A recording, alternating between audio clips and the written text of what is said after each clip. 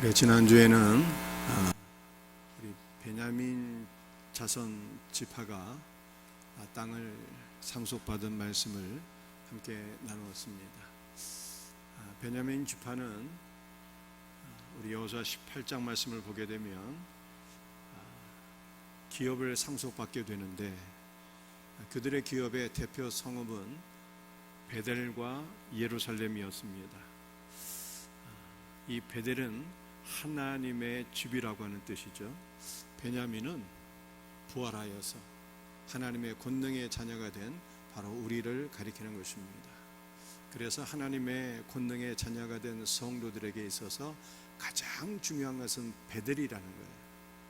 여러분들, 베델은 하나님의 집인데 창세기 28장 말씀을 보게 되면 야곱은 하나님의 집을 경험하게 돼요. 야곱이 경험한 하나님의 집은 온통 예수 그리스도로 충만하게 되었습니다. 그러므로 우리 성도들에게 가장 중요한 것은 바로 하나님의 집이 되시는 주 예수 그리스도이다라고 하는 것입니다. 우리는 예수 그리스도를 중심으로 살아가야 되고, 예수님께서 우리의 삶의 목적이 되어야 된다. 이것이 성도의 삶이다 라고 하는 것을 성경이 말씀하고 있는 것입니다. 또 우리 그 베냐민 지파의 경계를 보게 되면은 여러 가지 성들을 말씀하고 있는데, 그 가운데 하나만 말씀드리게 되면요, 바로 글릴롯이라고 하는 성이었어요. 글릴롯. 여러분들, 글릴롯은 회전하는 땅이라고 하는 뜻입니다. 이 회전하는 땅은 바로 지구를 가리키는 거예요. 그런데 이 글릴롯이라고 하는 단어와 갈릴리는 어근이 같은 거예요. 같은 단어입니다. 우리 예수님께서는 공생애를 이 갈릴리에서 시작하셨어요. 그러므로 우리 예수님은 어디에 찾아오시고 어디에서 역사하시고 어디에 복을 주신다는 뜻입니까? 우리 예수님은 바로 글릴롯, 온 세계에 우리 주님께서 임재하시고 온 세계에서 역사하시고 온 세계에 운행하시고 은혜와 복을 주시는 분이다라고 하는 뜻이에요. 그런데 그 온 세계는 누구를 가리키는 것입니까? 온 세계는 바로 나와 너를 가리키는 것입니다. 온 세계 안에 바로 내가 있는 거예요. 그러므로 예수님은 내 삶 중심에 찾아오셔서 나를 붙잡아 주시고 내 안에 그리스도의 형상을 이루어 주시고 나를 통해서 영광 받으시는 분이에요. 항상 여러분 하나님 앞에 기도할 때 주님 내 안에 찾아오셔서 내 안에서 역사하시고 나에게 믿음을 주시고 나를 붙잡아 주셔서 하나님 앞에 쓰임받게 없어서 이렇게 기도하셔야 돼요. 글릴롯은 전 세계를 가리키는 것이고, 이 글릴롯은 나와 너예요. 그러므로 우리는 나를 위해서만 기도할 뿐만 아니라 모든 연약한 자들 가운데 주님께서 찾아가시도록 그렇게 기도해야 되는 것입니다. 이와 같은 은혜가 있기를 주의 이름으로 축복합니다. 오늘은 두 가지 말씀을 나누고자 하는데요, 첫 번째 나눌 말씀은 시몬 지파가 유다 지파의 기업 안에서 기업을 상속받다라고 하는 내용입니다. 여호수아 19장 1절 말씀 같이 읽어보겠습니다. 둘째로 시므온 곧 시므온 자손의 지파를 위하여 그들의 가족대로 제비를 뽑았으니 그들의 기업은 유다 자손의 기업 중에서라. 아멘. 야곱의 첫 번째 부인이 둘째 아들을 낳았는데 그 둘째 아들의 이름이 바로 시므온입니다. 그런데 시므온은 그 이름의 뜻이 듣다라고 하는 뜻을 가지고 있어요. 레아는 남편에게 사랑을 받지 못해서 마음에 너무 슬픔이 가득했어요. 그래서 하나님 앞에 울부짖어 기도했습니다. 하나님, 나를 좀 불쌍히 여겨주세요. 그랬더니 하나님께서 레아의 그 부르짖는 기도를 다 들으시고 레아에게 둘째 아들을 허락해 주셨어요. 그래서 레아가 둘째 아들을 낳고 나서 파라, 하나님께서 나를 불쌍히 여기셔서 내 기도를 다 들어주셨어. 기도 응답의 결과로 태어난 아들이다 라고 해서 둘째 아들의 이름의 뜻을 시므온으로 지은 것입니다. 여러분들, 우리 하나님은 어떤 분이실까요? 우리의 모든 기도와 간구를 다 들으시는 분이에요. 그러므로 저와 여러분은 어떻게 신앙생활을 해야 되는 것입니까? 하나님은 우리의 간구를 다 들으시는 분이니까 우리는 무슨 일을 만나든지 어디를 가든지 무슨 문제가 있든지 늘 하나님께 기도하며 살아야 돼요. 하나님 앞에 기도할 때 우리 주님께서 우리의 간구를 다 들어주실 것을 믿으시길 바랍니다. 그런데 신약 성경을 보니까 예수님의 수제자의 이름이 시몬 베드로예요. 여러분들 시므온이라고 하는 단어와 시몬이라고 하는 단어는 그 같은 단어입니다. 의미가 똑같은 단어예요. 그 시몬이라고 하는 것은 이 시몬이 예수님의 말씀을 잘 들었다는 뜻이에요. 말씀을 잘 들었더니 예수님께서 시몬에게 믿음을 주셨는데 그의 믿음이 베드로, 즉 반석과 같은 믿음이 되었다라고 하는 뜻입니다. 저와 여러분들도 주님의 말씀을 잘 들어서 우리의 믿음도 베드로와 같은, 베드로는 반석이라는 뜻이에요. 베드로와 같은 반석과 같은 믿음이 되기를 주의 이름으로 축복합니다. 여러분들 시몬 베드로는 긍정적인 의미잖아요. 말씀을 잘 들었더니 믿음이 반석처럼 되었다. 그런데 구약의 시므온은 긍정적인 의미가 있지만 부정적인 의미가 있어요. 시므온의 긍정적인 의미는 이미 말씀드린 것처럼 하나님 앞에 기도했더니 하나님께서 기도를 들으시고 응답해 주셨다라고 하는 뜻입니다. 그런데 시므온에게는요 부정적인 의미가 있어요. 야곱은 12명의 아들을 낳았고 딸을 1명 낳았어요. 그 딸이 얼마나 예뻤을까요? 그 딸의 이름이 디나였어요. 그런데 이 디나가 세겜성 추장에 의해서 강간을 당하게 됩니다. 여동생이 강간을 당하게 되자 시므온이 자기 바로 밑에 있는 동생 레위를 데리고 세겜성 사람들을 다 잔혹하게 살육하게 됩니다. 이 끔찍한 일로 인해서 야곱은 몹시 위험한 공경에 빠지게 되었고 그 결과 세겜에서 더 이상 살지 못하고 베델로 이사를 가게 되었어요. 이처럼 시므온은 아주 성정이 몹시 사납고 난폭한 사람이었어요. 이 시므온의 부정적인 의미예요. 야곱이 애굽 땅에서 총리 대신이 되었습니다. 그런데 그때 야곱의 10명의 형제들이 양식을 구하기 위해서 애굽까지 찾아오게 되었어요. 요셉은 자신의 정체를 숨기고 양식을 구하러 찾아온 형제들에게 양식을 주고 모든 기근에서 자신의 집안 식구들을 다 구해줍니다. 그래서 요셉의 형제들은 양식을 얻어가지고 다시 애굽으로 돌아가는데 그때 요셉이 10명의 형제 가운데 딱 1명을 붙잡아서 감옥에 집어넣었어요. 그 감옥에 들어간 그 요셉의 형제가 다름 아닌 바로 시므온이었습니다. 요셉은 왜 시므온을 감옥 안에 쳐넣었을까요? 그 정확한 이유를 성경이 말씀하고 있지 않습니다. 그래서 우리는 추정해 볼 수가 있어요. 요셉의 형제들이 요셉을 시기 질투해서 구덩이에 빠지게 했고요. 그리고 미디안 상인들에게 그를 노예로 팔아먹었어요. 그런데 아마도 이때 성정이 질환을 갖고 난폭했던 시므온이 앞장을 섰던 것 같아요. 그래서 요셉이 아마도 그를 감옥에 넣었을 것입니다. 그런데 요셉은 단순히 개인적인 보복을 하기 위해서 시므온을 감옥에 넣었던 것이 아니었습니다. 요셉이 시므온을 감옥에 넣은 진짜 이유는 변화된 형제들의 모습을 보기 원했기 때문이에요.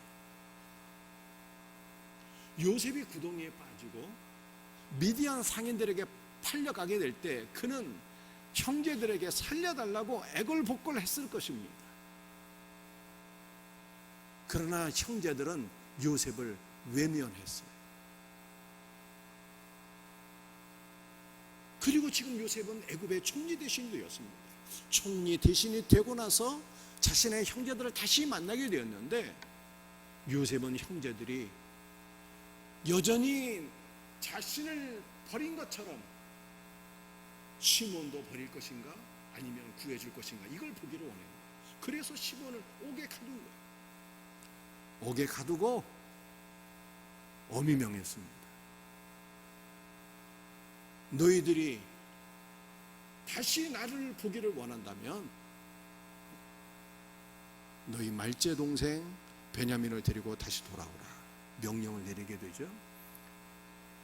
요셉의 형제들은 가지고 간 양식을 다 먹고 난 이후에 다시 돌아오게 됩니다. 요셉의 동생 베냐민을 데리고 다시 돌아오게 돼요.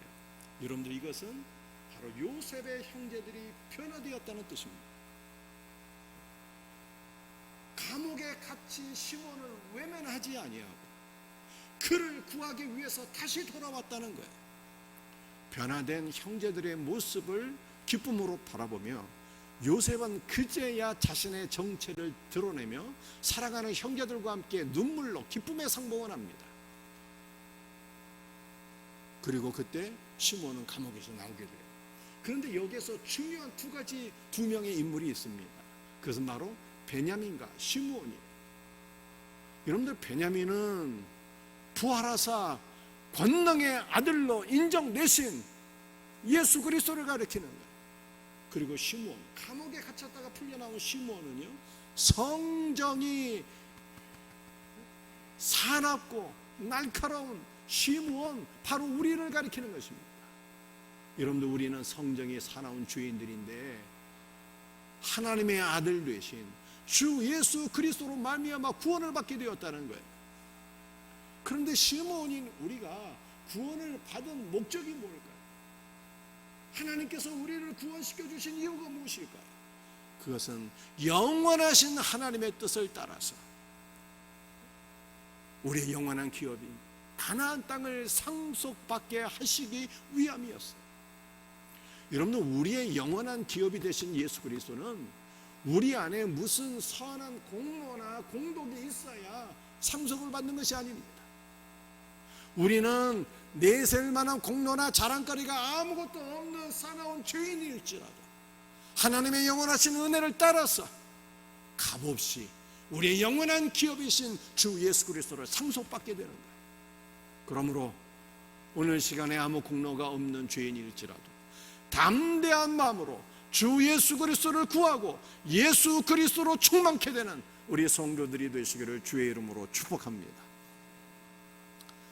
9절 말씀을 보시겠어요? 9절. 시몬 자손의 이 기업은 유다 자손의 기업 중에서 취하였으니 이는 유다 자손의 분깃이 자기들에게 너무 많으므로 시몬 자손이 자기의 기업을 그들의 기업 중에서 받음이었더라. 여러분들, 시몬 자손은요, 기업을 분배받는데 유다 자손의 기업 중에서 땅을 분배받게 돼요. 쉽게 확인하기 위해서 한번 지도를 보시겠습니다. 시몬 지파의 이 땅은요, 유다 지파 기업 안에 있는 거예요. 왜 이렇게 되었을까요? 시몬 지파가 가만히 생각해 보니까, 야, 유다 지파, 너는 땅을 너무 많이 받았어. 근데 우리는 땅이 없거든. 그 땅 좀 나눠주라 하니까 유다 지파가 땅을 띄어서 주었다, 이렇게 생각할 수가 있는 거예요. 또 반대로 생각해 볼 수도 있습니다. 유다 지파가 생각할 때 우리는 복을 너무 많이 받았는데 시몬은 복을 받지 못한 거예요. 그런데 그들의 능력으로는 어디 가서 이 땅을 얻을 수 있을 만한 능력이 없어요. 그래서 유다 지파가 자신의 땅을 띄어서 시몬 지파에게 주었다, 이렇게 생각할 수도 있습니다. 그런데 어찌 되었든 간에 결론은 한 가지이죠. 유다 지파가 자신이 받은 복이 너무 많아서 이렇게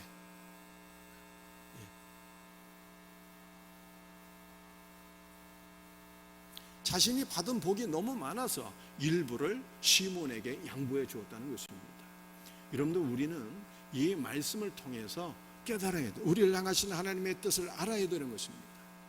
여러분 가운데 하나님께로부터 은혜와 복을 넉넉하게 많이 받았다라고 생각하시는 분들이 있습니까? 그렇다면 어떻게 살아야 되는 것입니까? 하나님께서 우리에게 주신 복은 단지 나만을 위해서 주신 것이 아니라는 뜻입니다. 하나님께서 우리에게 풍성한 은혜와 복을 주신 것은 바로 연약한 형제들과 가난한 이웃들을 품고 사랑으로 돌보고 섬기고 나누라고 우리에게 많은 것을 맡겨주신 거예요. 그러므로 우리는 그리스도의 청지기가 되어서 주님께서 우리에게 나누어 주신 많은 복을 이웃과 더불어 나누고 연약한 자들을 섬길 수 있는 은혜가 있기를 주의 이름으로 축복합니다.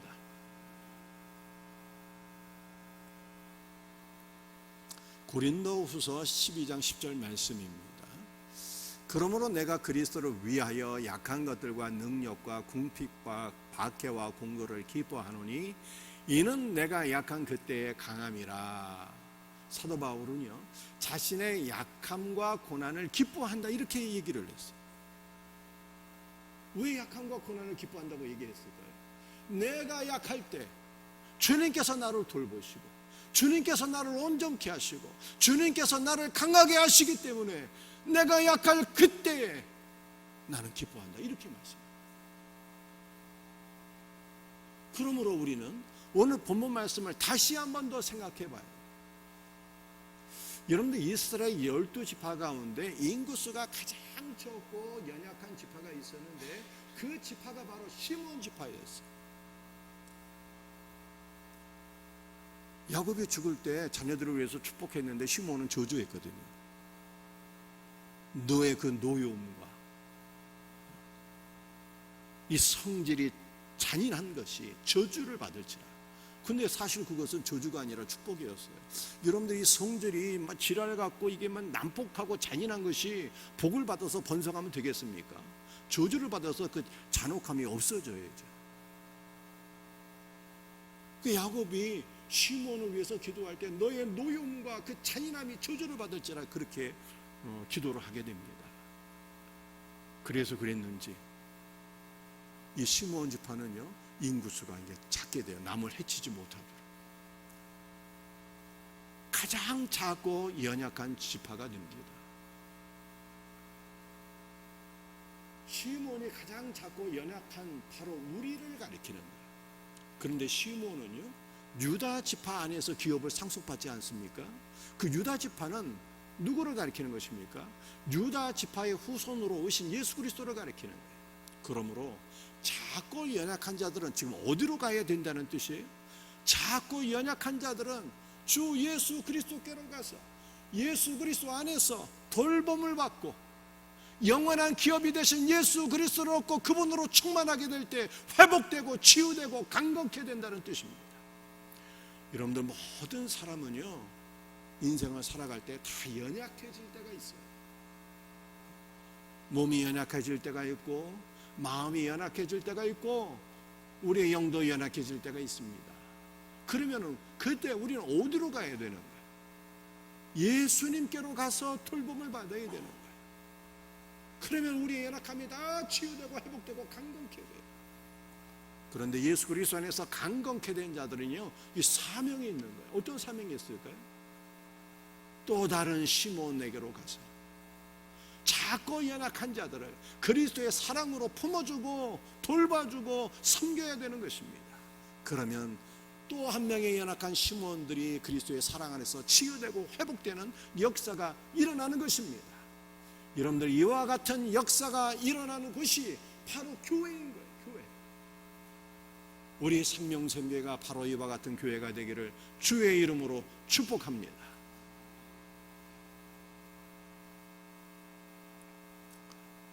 여호수아 19장 9절이에요. 시므온 자손의 이 기업은 유다 자손의 기업 중에서 택하였으니. 여러분들 다시 지도를 한번 보시기 바랍니다. 시므온 지파는요 가나안 땅에서 최남단의 땅을 받게 돼요. 유다 지파의 그 기업 안에서. 그런데 제가 성지순례를 가보니까요 가나안 땅은 정말 젖과 꿀이 흐르는 땅인데 이 가나안 땅 최남단은 이스라엘이 워낙 비가 오지 않는 땅인데 이 최남단은 정말로 그 중에서도 더 비가 오지 않는 아주 척박한 광야예요. 농사를 지을 수가 없어요. 목축도 할 수 없는 땅입니다. 그래서 이 땅을 하나님께 받은 시몬은 얼마든지 불평할 수가 있어요. 아니, 하나님 좀 이 기름진 땅을 주셔야죠. 우리들에게 비도 오지 않고 농사도 짓지 못하고 목축도 할 수 없는 이 척박한 땅을 왜 주시는 것입니까? 이렇게 불만할 수 있죠. 그런데 이 지도를 다시 보게 되면요, 정말 하나님께서 이 시몬 지파에게 주신 땅이 얼마나 좋은 땅인지를 우리는 다시 발견할 수가 있어요. 여러분들, 시몬 지파가 있는 이 땅은 분명히 비가 오지 않고 목축할 수 없고 농사를 지을 수 없는 그런 메마른 광야인 것이 분명합니다. 그런데 시몬 지파 밑에는 애굽이 있어요. 애굽이. 그래서 애굽 사람들이 저 북쪽 이스라엘로 올라가서 12지파와 무역을 하려면 시몬 지파의 땅을 거쳐야 되는 거예요. 그리고 북쪽에 있는 이스라엘 12지파가 저 밑에 애굽으로 가서 장사를 하려면 이 시몬 지파의 땅을 거쳐야 되는 거예요. 그러니까 시몬 지파의 땅은요, 무역하기에 좋은 무역의 요충지, 그것뿐만이 아닙니다. 여러분들, 미국에 가보시면 그랜드 캐년이라고 매우 장엄한 이 캐년이 있어요. 그런데 이스라엘을 성지 순례하게 되면 이스라엘 그 남부지방 시몬 지파의 경내에 그랜드 캐년 못지않는, 그거보다 더 뛰어난 이스라엘의 캐년이 있습니다. 이 미츠베 라몬이라고 하는 곳인데요, 이 놀라운 캐년이 시몬 지파 기업 안에 있어요. 현재 이스라엘 모든 지역에서 최고의 관광지입니다. 저는 그 시몬 지파가 속한 이스라엘 남부 지역을 다 성지 순례를 했는데요, 저도 여기 미츠베 라몬은 아직 가보지를 못했어요. 꼭 한번 가보고 싶습니다. 이렇게 아름다운 곳이에요. 이렇게. 그러니까 시몬 지파가 받은 이 땅은요, 무역의 요충지이며 최고의 관광 사업을 할 수 있는 곳이고 얼마든지 부를 창출할 수 있는 곳이에요. 지나가는 여행객들을 섬길 수 있는 최고의 장소인 것입니다. 여러분들, 우리는 이 말씀을 통해서 우리 하나님 앞에 우리가 받은 복을 한번 돌이켜 봐야 돼요. 여러분들, 우리도 혹시 시몬 지파처럼 하나님, 다른 사람에게는 저렇게 많은 복을 주셨는데 왜 나에게는 요것만 주십니까? 이렇게 불만하고 불평하신 적이 혹시 있지는 않습니까? 그런데 하나님께서 사실은요, 시몬 지파에게 최고의 복을 주셨고 저와 여러분에게도 최고의 복을 주셨어요. 다른 사람이 받지 못한 최고의 복, 그것이 무엇입니까? 그게 뭐예요? 정말 우리는 무슨 복을 받았습니까? 우리 임면 집사님, 무슨 복을 받았어요? 우리가 받은 최고의 복이 뭡니까? 예수님이잖아요. 예수님. 다른 사람에게는 없는. 아멘이 안 되십니까? 복 중에 복, 보배 중에 보배, 우리 예수님이잖아요. 예수님. 예수님은요, 겉으로 보기에는 흠모할 것이 아무것도 없는 분이에요. 그러나 그분은 유일한 길과 진리와 생명이 되시고 우리를 영육간에 복되게 하시는 보배 중에 보배인 거예요. 그러므로 우리는 최고의 복을 받았으니 감사하며 사셔야 돼요. 그것뿐만입니까? 하나님께서 우리 모두를 사랑하셔서 여러분 한 명 한 명에게 다른 사람에게는 없는 분명한 장점과 은사들을 다 나눠주셨어요. 그러므로 우리는 하나님께서 나에게 주신 장점과 은사가 무엇인가를 발견하고 이것으로 하나님을 섬기고 이웃을 섬기는 자가 되어야 하는 것입니다. 이와 같은 은혜가 있기를 주의 이름으로 축복합니다. 우리 두 번째로 나눌 말씀은 시몬 지파의 성읍들에 관한 말씀이에요. 성읍들이 너무 많기 때문에 다 살펴볼 수가 없겠죠. 첫 번째로 나온 성읍들에 관한 것을 한번 살펴보겠습니다. 2절 말씀이에요. 그들이 받은 기업은 부엘세바 곧 세바와 몰라다와 이렇게 되어 있어요. 시몬 지파의 그 기업 안에 첫 번째로 나온 성읍의 이름이 부엘세바. 여러분들, 부엘세바는 이 부엘은 우물이라고 하는 뜻이고요, 세바는 맹세라고 하는 뜻이에요. 그래서 부엘세바는 맹세 우물이라고 하는 것입니다. 이 부엘세바는 하나님의 맹세를 다시 생각하게 하는 우물이다, 이런 뜻이에요. 창세기 15장 말씀을 보게 되면 하나님께서 아브라함에게 주신 맹세가 있어요. 아브라함아, 내가 너에게 한 씨를 주겠는데 그 씨로 인해서 하늘에 별처럼 많은 자손들이 나오게 되리라. 첫 번째 맹세를 하셨고요, 두 번째 맹세를 주셨는데, 내가 너에게 애국 강에서부터 저 큰 강 유브라데 강까지 이 모든 땅을 너와 내 자손에게 주리라, 이렇게 약속해 주셨어요. 하나님께서 아브라함에게 주신 그 맹세대로 아브라함의 몸에서 한 씨가 태어나셨는데, 그분은 예수님이고, 예수님으로 인해서 하늘의 별처럼 많은 하나님의 자녀들이 세워지게 됩니다. 그리고 하나님께서는 젖과 꿀이 흐르는 가나안 땅을 그 별처럼 많은 하나님의 자녀들에게 영원한 기업으로 다 주셨어요. 마태복음 28장 말씀을 보게 되면 예수님의 맹세가 나와요. 내가 너에게 분부하니 모든 말씀을 가르쳐 지키게 하라 라고 말씀하시면서 세상 끝날까지 내가 너와 항상 함께 하리라, 이렇게 말씀하셨어요. 이것은 주 예수의 증인이 되는 모든 자들이 증인의 사명을 감당할 수 있도록 언제나 내가 너를 지켜주고 너를 보호해주며 너를 축복하리라, 이렇게 말씀하십니다. 여러분들 시므온 지파의 첫 번째 성읍이 부엘세바인데, 이게 약칭으로 세바라고 하잖아요. 약칭이 세바. 세바는요, 맹세라는 거예요, 맹세.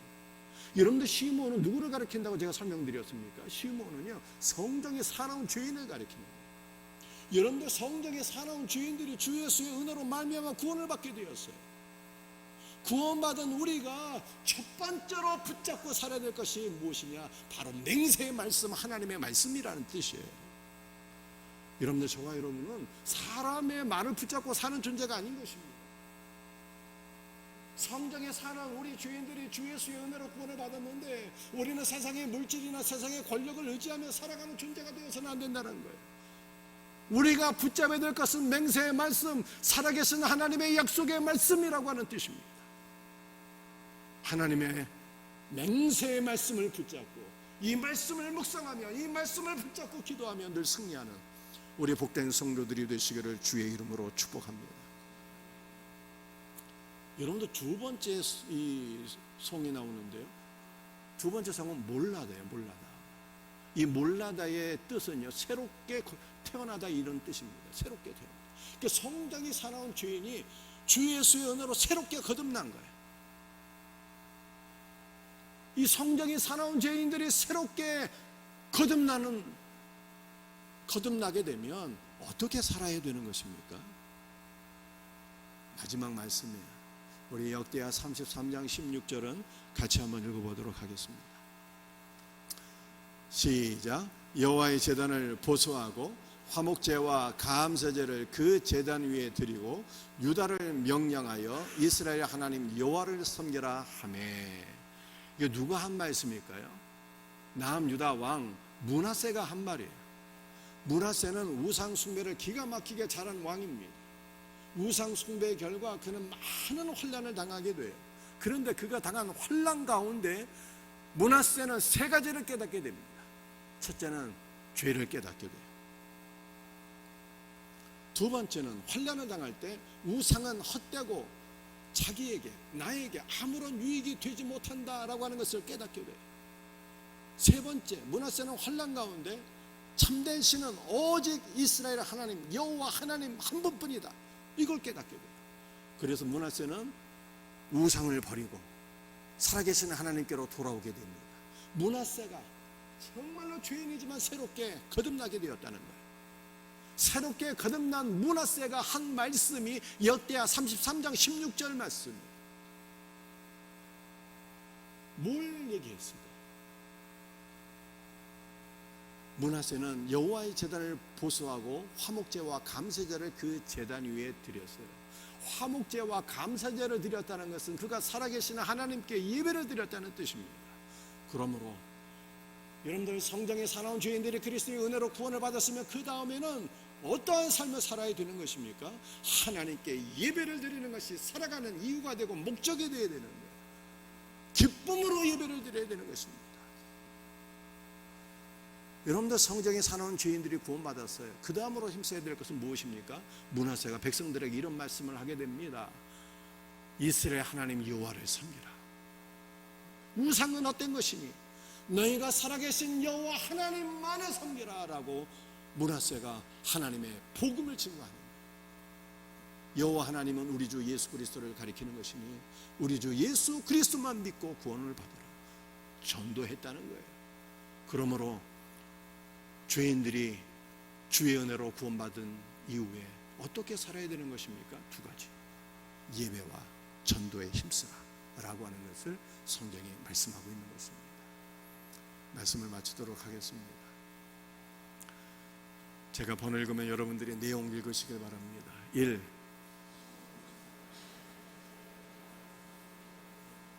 아멘. 여러분들 시몬 지파는요 가장 작고 연약한 자를 가리키는 거예요. 가장 작고 연약한 자는 어디로 가야 되는 것입니까? 유다 지파의 후손으로 오신 예수님께로 가게 되면 예수님께서 돌봐주시고 만져주시고 다 치유해주시고 강건케 하셔요. 그리고 강건케 된 자는 다시 다른 심오한 연약한 자들을 그리스도의 사랑으로 돌봐야 되는 거예요.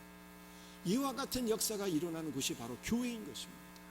우리 생명샘교회가 이와 같은 교회가 되기를 다시 한 번 더 축복합니다. 2. 여러분들 첫 번째 성이 뭐예요? 첫 번째 성이 부엘세바잖아요. 약칭 세바, 맹세. 성경에 사나운 죄인들이 구원받았는데 어떻게 살아야 된다? 하나님의 맹세의 말씀, 약속의 말씀을 붙잡고 살아야 되는 거예요. 하나님의 말씀 여기 있잖아요. 하나님의 말씀. 늘 하나님의 말씀을 읽고 묵상하고 공부하고 이 말씀 붙잡고 기도하시고 이 말씀 가운데 승리하기를 주의 이름으로 축복합니다.